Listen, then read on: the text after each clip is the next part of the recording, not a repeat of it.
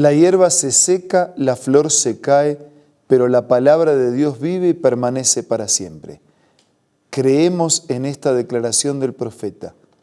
Por eso nos encontramos todos los días buscando ser reavivados por la palabra de Dios. Hoy nos detenemos en el capítulo 8 del libro de Romanos, pero lo hacemos con un espíritu de oración. Padre nuestro, al abrir tu palabra, abre nuestra mente y corazón para entender y aplicar tu mensaje a nuestra vida. Lo pedimos y lo agradecemos en el nombre de Jesús. Amén. En el capítulo 8 del libro de los Romanos, el apóstol San Pablo nos introduce el tema de la obra o el papel del Espíritu Santo en la santificación de la vida de un creyente. Por lo tanto, comienza el capítulo diciendo, ya no hay ninguna condenación para los que están unidos a Cristo Jesús. Separados de Él estamos condenados y encaminados a la destrucción y a la muerte, pero unidos a Cristo ya no hay condenación. ¿Por qué? Porque por medio de Él, la ley del Espíritu de vida me ha liberado de la ley del pecado y de la muerte. En efecto, la ley no pudo liberarnos porque la naturaleza pecaminosa anuló su poder. Por eso Dios envió su propio Hijo en condición semejante a nuestra condición de pecado, para que se ofreciera en sacrificio por el pecado. Y así condenó Dios al pecado en la naturaleza humana. Jesús asume, Jesús paga el precio del costo de nuestro pecado, y al aceptar su sacrificio, su entrega y el haber ocupado mi lugar, entonces aceptamos también su vida para nosotros. El versículo 4 profundiza el apóstol diciendo, a fin de que las justas demandas de la ley se cumplieran en nosotros, que no vivimos según la naturaleza pecaminosa, sino según el Espíritu. Nosotros, en lugar de vivir en nuestra naturaleza pecaminosa, vivimos por la presencia del Espíritu. En la presencia del Señor vivimos una vida de victoria y de crecimiento. Por eso, dice versículo 5, los que viven conforme a la naturaleza pecaminosa fijan la mente en los deseos de tal naturaleza. En cambio, los que viven conforme al Espíritu fijan la mente en los deseos del Espíritu.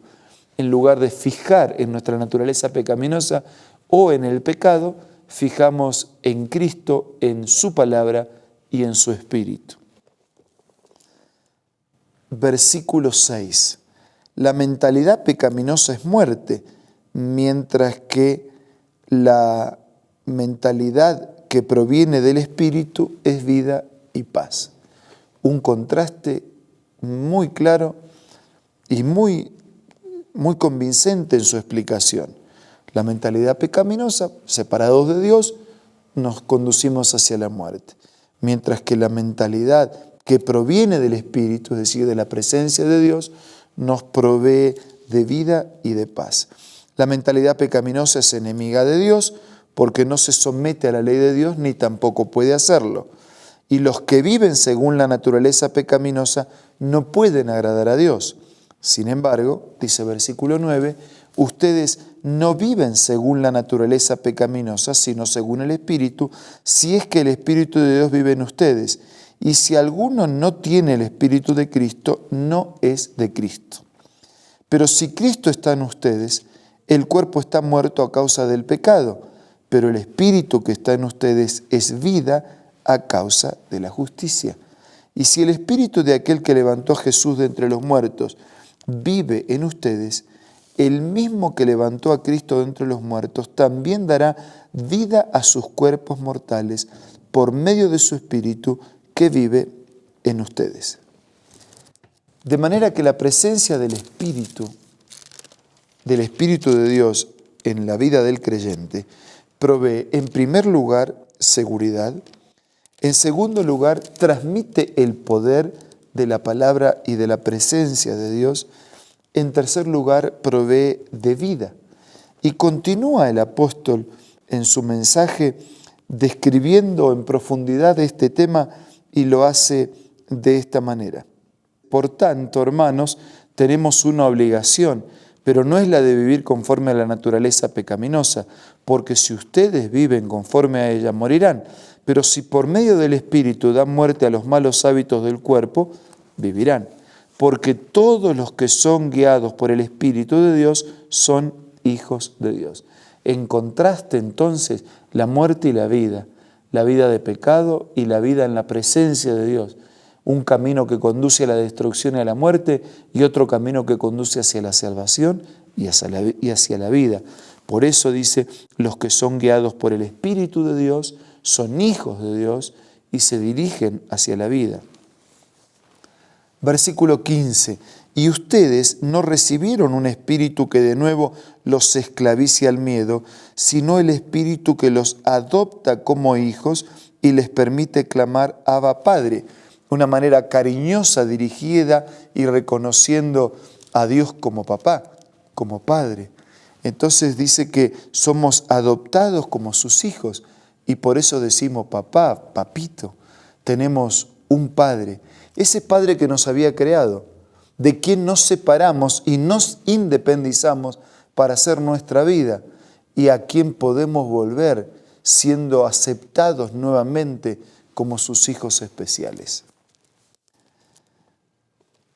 El versículo 16 amplía la obra del Espíritu diciendo que Él asegura a nuestro espíritu que somos sus hijos.